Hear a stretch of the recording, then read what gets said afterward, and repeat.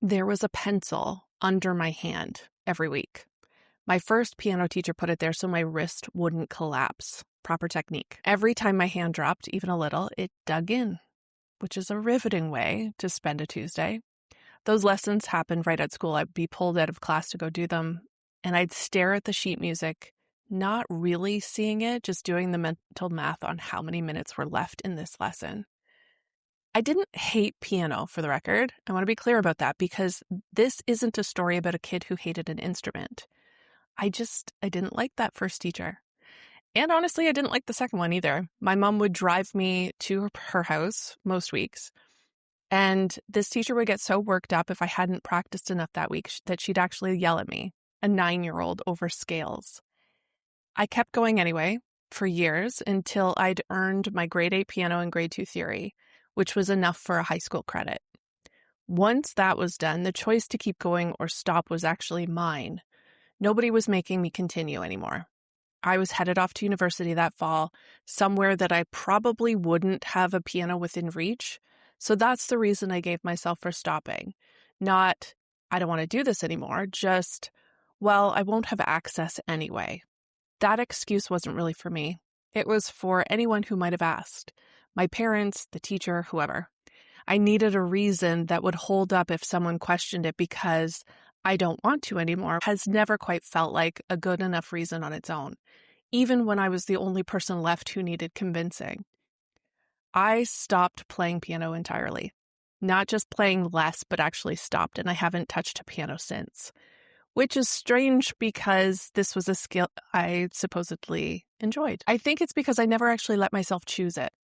Even at that one moment that I finally could have chosen it out loud for no reason other than being what I wanted to do. And this is what people-pleasing actually looks like from the inside.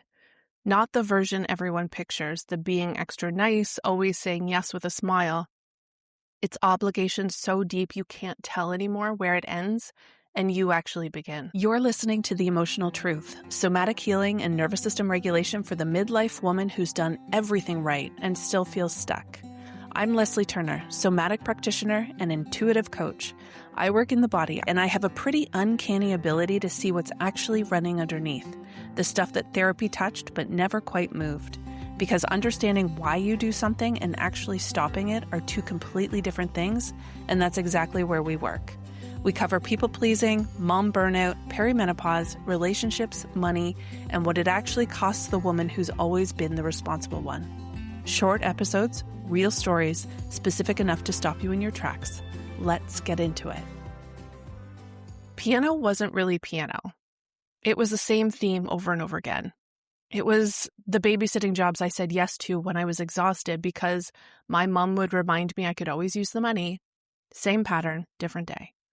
Someone else's expectation showed up and I didn't check in with myself before agreeing to it.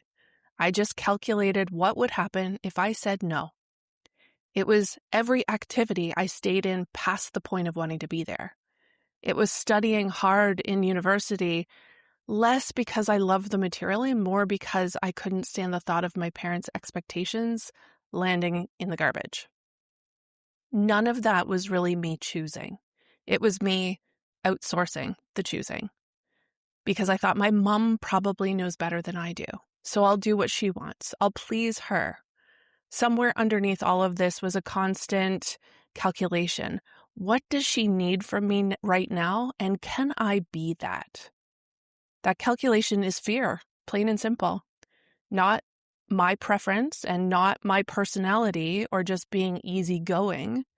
Every one of those yeses was my nervous system running a quick risk assessment. What happens if I disappoint her? And then deciding that compliance was safer than finding out. I never got to a point as a kid where I trusted how I actually felt about something enough to let that be the deciding vote. That trust wasn't something anyone helped me to cultivate. Looking back now, as a parent myself, I can see how important self-trust and discernment actually are. But that wasn't what got valued in kids when I was growing up in the 80s and 90s. Nobody was raising kids to trust themselves. They were raising kids to obey, to not talk back, to follow the rules without question. The odd time I did say no, there were always consequences. Guilt trips, punishment, having to sit there while mom and dad told me how disappointed so-and-so was that I didn't show up, or just watching that look cross their face. I don't feel like it was never an acceptable reason on its own.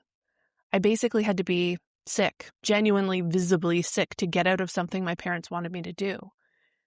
And I'll give them this much. If I don't feel like it had actually worked as an excuse, I probably would have used it constantly because I likely never felt like doing half of what I did. But there's another side of that too. It was never actually my choice to begin with. If no one's ever put this into words for you before, a lot of the reason we people please is out of fear.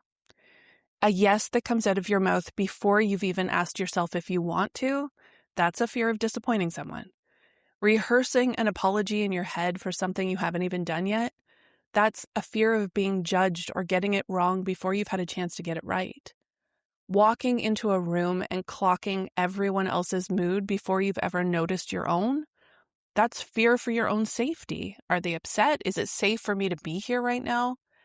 That stomach drop at the thought of someone being annoyed with you when nothing's actually happened yet, that's fear of the relationship itself, of losing your footing with someone just because they're not thrilled with you in this moment. If any of that sounds familiar, that's a fear response. Your nervous system got very good a long time ago at keeping you safe using exactly that. Now, that's the piece most people-pleasing content stops at. Fear of conflict, fear of disappointing someone, fear of being too much or not enough, and underneath it all, a protection strategy built to keep you safe, which, if we're honest about this, is kind of selfish. Not selfish in the unkind sense, selfish in the sense that it was never really about the other person to begin with. It's about whether you are safe, whether you're still seen as good, as easy, as someone people want to keep around, even in the moments when you don't feel good or easy or generous at all. People-pleasing gets sold to us as selflessness. But if you follow it all the way down, it's actually self-protection wearing a very convincing mask. You're not managing her feelings out of love for her. You're managing your own exposure, making sure nobody has a reason to see you as anything other than the version of you your safety got built around. And if any of that is new information for you, please sit with that because it'll change how you experience every yes you didn't mean this week. But if you've already read a book or listened to a podcast about this, none of that is news to you. It's the layer underneath it that I think gets missed. And that layer is shame. Fear, think of fear more as the alarm going off, and shame is the reason you built the alarm system in the first place. Here's what I mean. Say your sister asks you to watch her kids again this weekend, the one weekend you're actually planning to just rest. You say yes anyway, really quickly, before you've even checked in with yourself about it. The fear underneath that yes is simple. If I say no, she'll think I don't care, or she'll be annoyed with me. That's the alarm system. But there's a belief sitting underneath that fear, and that belief is the shame part. It's not just, she might be annoyed with me this weekend. It's, if she's annoyed with me, that means something is actually wrong with me. I'm selfish. I'm not a good sister. I don't show up for my family. The annoyance stops being just an uncomfortable moment to get through, and it starts feeling like proof of something you were already afraid was true about yourself. That's why it never stops at one yes. If disappointing someone confirms your worst belief about who you are, avoiding that disappointment isn't just this one-time decision anymore. It becomes the whole operating system. You're not just managing this weekend. You're managing whether the proof ever gets to surface at all. And that belief didn't start with your sister or your friend or whoever's asking you for something right now. It usually started a lot earlier with whoever taught you growing up what happens when you disappoint them. And if you follow that back far enough, it usually goes past your own childhood too. Maybe your mother learned the same thing from her mother, who never got to say no without something a lot harsher than guilt tripping happening. There was abuse for a no. So this isn't just my own story. Some version of it is probably every woman's story. And to be clear, I'm not interested in blaming my parents here. They pushed me into things, jobs, lessons, activities, and some of that pushing built real skills and discipline I still use today. That part isn't the problem. The problem was that somewhere in all of that pushing, I decided my own "I don't want to" didn't count for much. So maybe you never took piano lessons. Maybe this shows up somewhere completely different for you. But I bet it does show up.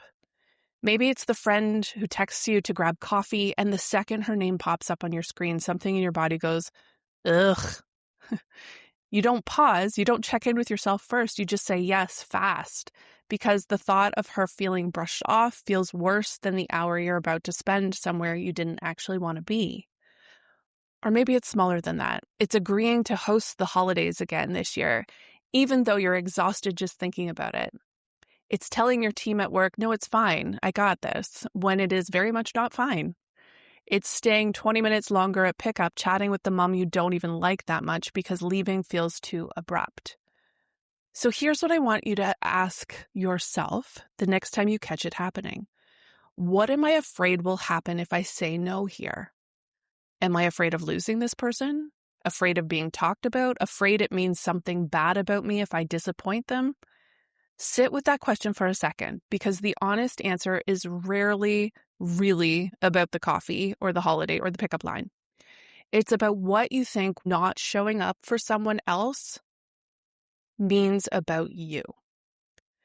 People-pleasing patterns show up a lot in the women I work with, including inside my Intuitive Circle membership. That is where we pull these apart live, where we find out where a yes actually came from in the body before you agree to it. The circle is on a summer pause right now, but the waitlist is open at leslieturner.ca/the-intuitive-circle if you want first access when it reopens in September. I didn't have one big turning point that helped me stop pleasing. It built up over years, not all at once, until I trusted my own read on something enough to let it override the fear of letting someone down.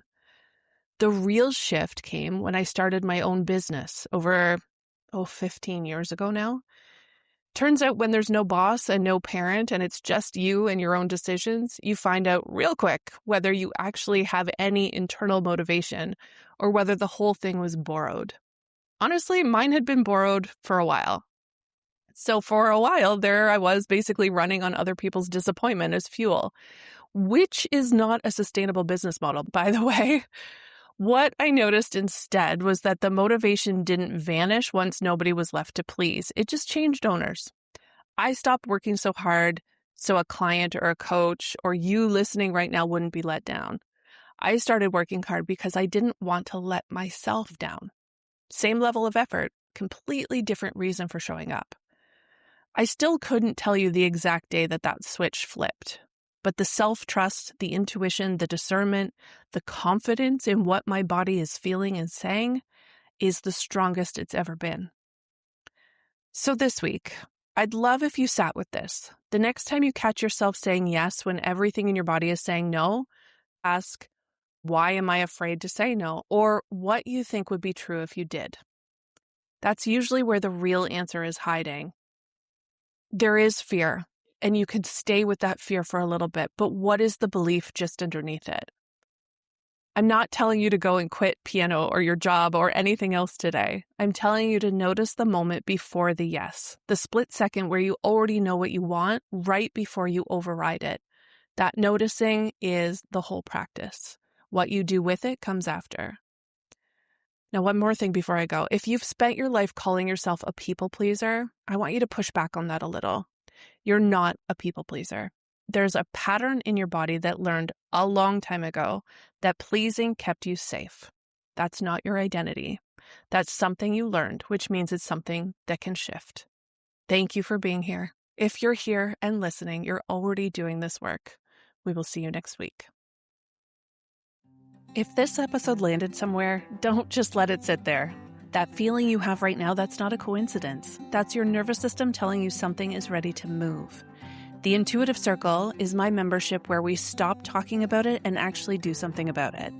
Twice a month, live with me, body-based, real-time, and specific to what's actually running for you. Doors open back up in September, and the waitlist is open now at leslieturner.ca/The Intuitive Circle. Go put your name on the list.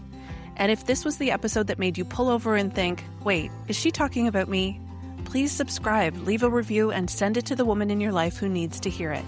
You know exactly who I'm talking about. Find me on Instagram at @TheLeslieTurner.